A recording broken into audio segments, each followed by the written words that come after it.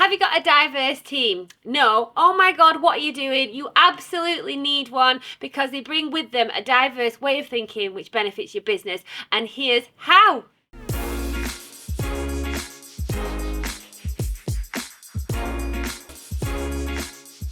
Hi, welcome back to YouTube. I'm Laura Leyland and this is Vicky Taylor! Woo! Hello! What are we talking about today, Vic? We are talking about hiring for a diverse team. We are. How exciting. I know. We get a lot of shit about not having a bleep that bit out, please. That people say that we don't have a diverse team because I think they base it on gender because we are pretty much Well, when Tom's on holiday, shout out to Tom. Yeah. Flying the flag for the men, fresh perspective, and we go out. So on first glance, we are a group of white women. Yes, we are. And apparently that's all we are, and that's why we're not diverse. Yeah, we're not diverse because of gender, race, age, because we're quite young as well. We're a young Apparently we're team, all the same age. When we have an 18-year-old, yes. We did have a 45?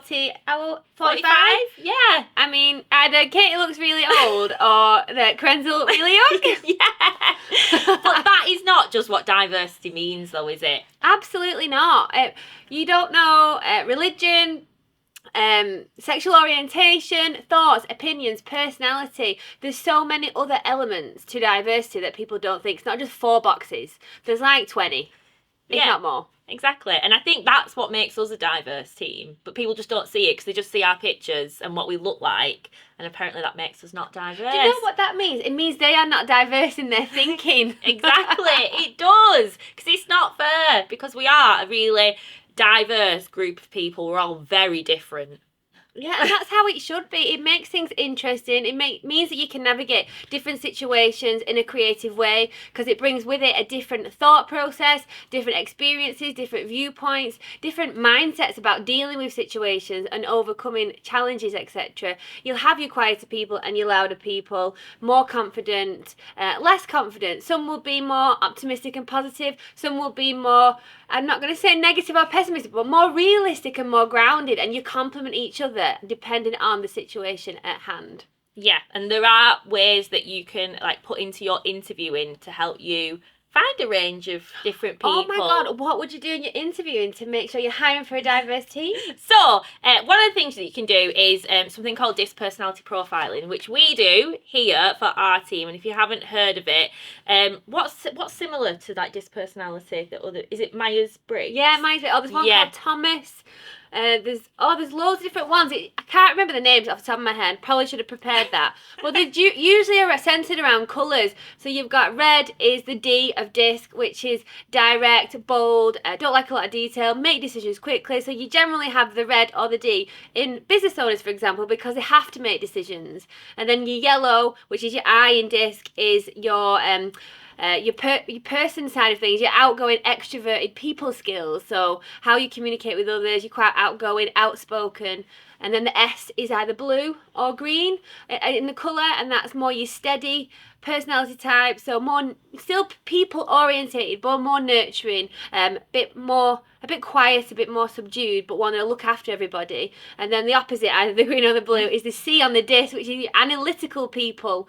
Those that are logical, methodical, really look into the detail. And so you need a blend of all of those. If you're all D's, you just fall out with each other. That would be awful. If you're all I's, you just not get any work done. So your sales team should be I's, but they should also have some C and D in there as well. Yeah, because it does depend on the job role, doesn't it, as to what kind of place you want them to be on the personality scale. But for our team, we do have a mix of all of those. D, I, S, and C. Just not that O. No. We don't. and it's not just the profile, is it? It's crafting interview questions to see how people deal with problems, how they deal with challenges, and asking them things like, what is the biggest challenge of overcoming their life? Like, the answer to that question is so diverse in itself, and it really enables you to understand people and understand tenacity, resilience, how they might deal with situations, and what they might bring to the table or to your team. Yeah, and you definitely have to adapt that for your company and what you're looking for within your business. It's not just like a one size fits all with interview questions, is it? It's what you're looking for, what you want someone to bring into your team. So you need to really think about interview questions. It's not as easy as just like winging it and rocking up and hoping that you might get the best person. You really need to think about what you want to get from these people that you are interviewing, what you kind of want to bring into your team, and how you can get that from them by adapting your interview questions to that. Absolutely. And then in our second stage interview, like we recommend to all of our customers, is to not just have more questions,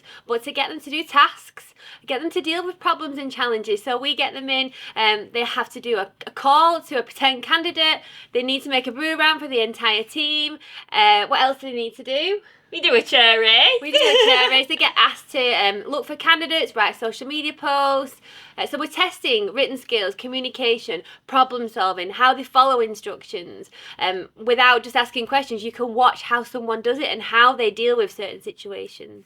I think it's also really important to find out about them outside of work as well, because you are people who have lives outside of work, and that has a really big impact on who you are as a person, what makes you different from other people. So you need to find out about what they are like outside of work, because they will bring them skills into the workplace.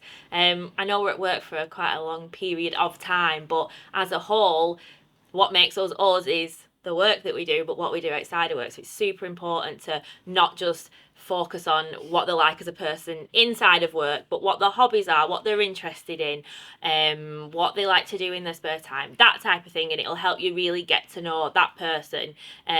And that the diversity will come there, because you will have people who have different interests. Obviously, if you're all working in recruitment, you have one thing in common: you all work in recruitment. But then we're all very different outside of work, and we have all these different things that we can bring and make us the people that we are, and are about our thoughts and opinions and our mindset and how we approach different tasks. So it's super, super important to get to know people on that level as well, to make sure they are right for your business. Absolutely. So for example, Tom, he likes playing frisbee, and so he's running after the frisbee when the person's not caught it, which means he's great at running after candidates to find them and catching those candidates. So if someone was in the interview process who probably like Pokemon Go, they might also be good for recruitment. Yes, exactly. I did like a recruitment's Pokemon yesterday. Did so you? yeah, oh my god, it's like one brain. It is like one brain. And then going a little bit further into diversity, so it's disabilities, both visible and non-visible, will bring obviously diverse people into the team because they have disabilities, but also they will have had to have overcome adversity. So they'll be very resilient, very tenacious, have a completely different way of approaching challenges and problems because of what they've had to overcome in their personal life. And then you've got the neurodiverse sets of people as well. Like sometimes neurodiversity can be an absolute superpower because the way that they think and the way that their brains work and the difference they can bring to a team could be absolutely amazing.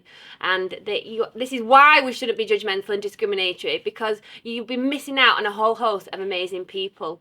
We had a guy recently, a few people actually. I think one was visually impaired and one was had physical issues, so couldn't always get into businesses. They need to be adapted for him to be able to access the building, for example. And they were both very down because they thought if they were honest about their disabilities before they got to an interview, that they wouldn't get to an interview because they thought that people would judge them and not want them in the business. And I think that is terrible, because the guy who was visually impaired, he'd crafted his other senses to be superpowers because he didn't have one. And so he's much better at other things than people that might be not visually impaired would be. So you have to just open your brain, ask lots of questions, consider everybody, craft amazing questions, create tasks to find these amazing superheroes that can benefit your business. Yay! I think that's it, isn't it, on the diversity front? So basically, do it. Hire a diverse team. And if you're not sure how to do it and you want some tips and tricks on how to craft questions, tasks, or tests or anything like that, then you know who to call. It's me or Vicky at Fresh Perspective. Yay. Thanks so much for watching. Check out our other videos. Bye.